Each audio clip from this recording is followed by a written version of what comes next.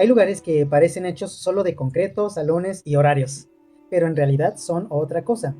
Son territorios donde la identidad se pone a prueba. La universidad es uno de ellos.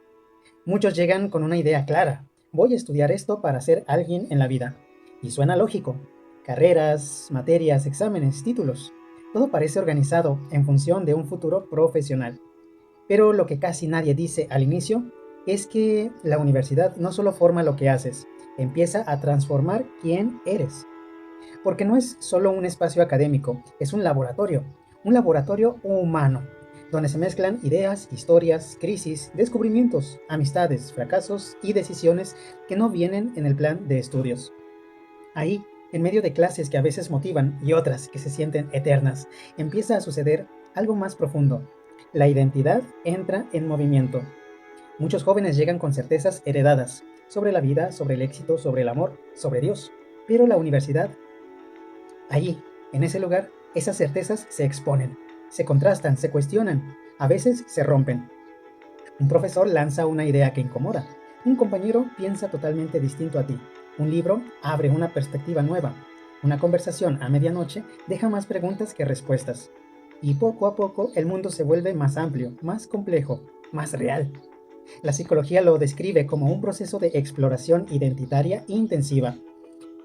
Es el momento donde el ser humano prueba posibilidades, no solo académicas, existenciales. ¿Quién soy cuando no estoy en casa? ¿En qué creo realmente? ¿Qué tipo de vida quiero construir? ¿Qué valores voy a sostener cuando nadie me obliga?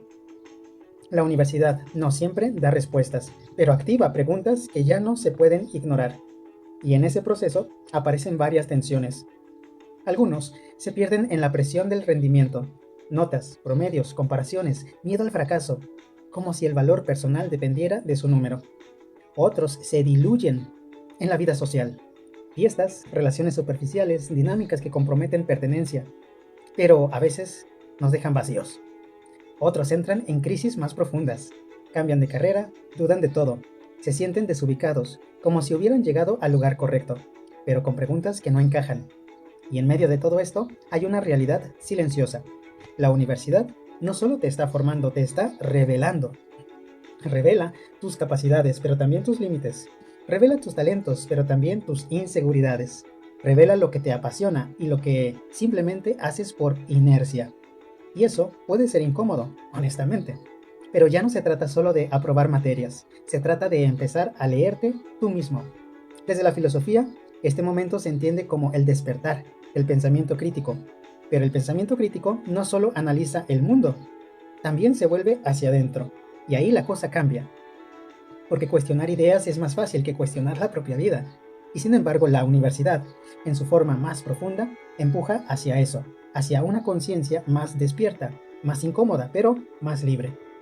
En muchas culturas antiguas el conocimiento no estaba separado de la sabiduría.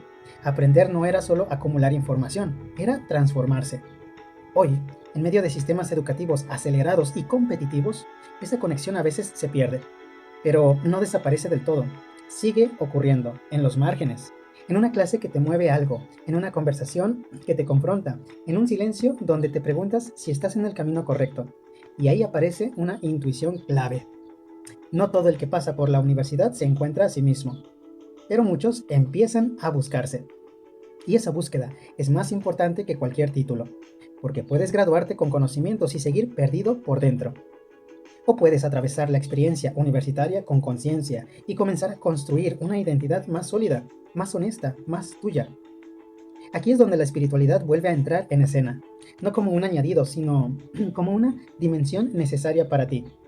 Porque cuando la mente se expande, el corazón también necesita orientación. Los grandes en las tradiciones espirituales han insistido en algo que suena contracultural hoy.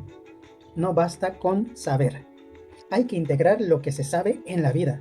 Y eso implica silencio, discernimiento, interioridad. En medio del ruido académico y social, aprender a detenerse, a preguntarse, ¿esto que estoy estudiando conecta con quien quiero ser?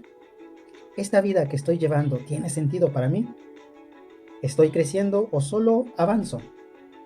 Magis aparece justo aquí, como una brújula en medio del laboratorio, no para sacarte de la universidad, no, sino para ayudarte a vivirla de otra manera.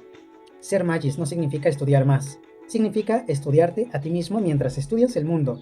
Leer libros, pero también leer tu propia historia. Aprobar materias, pero también madurar decisiones. Construir un futuro, sin perder el alma en el proceso. Porque existe un riesgo silencioso. Convertirse en alguien exitoso hacia afuera, pero desconectado y vacío por dentro. Y existe una posibilidad poderosa.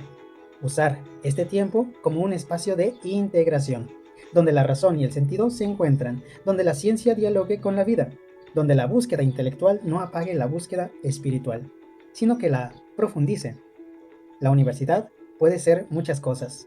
Puede ser presión, puede ser rutina, puede ser tránsito, pero también puede ser esto, un laboratorio donde empiezas a descubrir quién eres y estás llamado a ser. No de manera perfecta, no de manera inmediata, pero sí de manera real. Y quizás en medio de tareas, exámenes, proyectos y desvelos, la pregunta más importante no sea solo ¿voy a pasar esta materia?, sino algo más hondo. ¿Me estoy formando o solo me estoy adaptando? Porque al final, la vida no te va a preguntar solo qué estudiaste, te va a confrontar con algo más esencial, en qué te convertiste. Y ahí, en esa frontera entre conocimiento e identidad, comienza a tomar forma una vida más consciente, más integrada, más verdadera. Ese es el laboratorio, ese es el riesgo y ese es un regalo. Y también es parte del camino Magis.